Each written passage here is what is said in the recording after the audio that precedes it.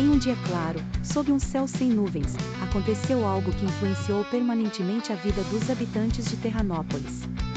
Acordaram naquela manhã com um fenômeno inexplicável. No horizonte, uma cidade flutuava entre as nuvens. Era como se uma fotografia de destreza arquitetônica pairasse calmamente entre o real e o imaginário. As altas torres espelhavam os primeiros raios de sol enquanto sombras dançavam suavemente abaixo delas.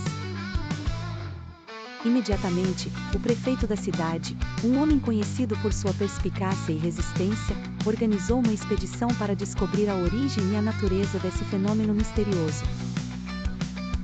Entre os convocados estavam Luna, uma jovem cientista curiosa e com grande respeito pela natureza, e Nero, um veterano piloto de balão que havia sido esquecido pela velocidade dos tempos modernos.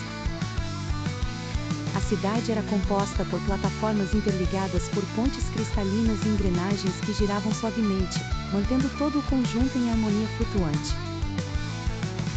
Desembarcaram na cidade com cautela, ainda receosos de se tratar de uma miragem ou de uma realidade efêmera. Foram recebidos por habitantes dessa cidade aérea. Os habitantes eram uma civilização que ganhará o conhecimento necessário para permanecer no alto sem jamais tocar o solo. Chamavam seus lares de Aerotrópole. Em meio a explicações de engenharia avançada e sustentabilidade celestial, Luna e Nero descobriram que a Aerotrópole era um reflexo de um planeta que uma vez existiu nas lendas antigas.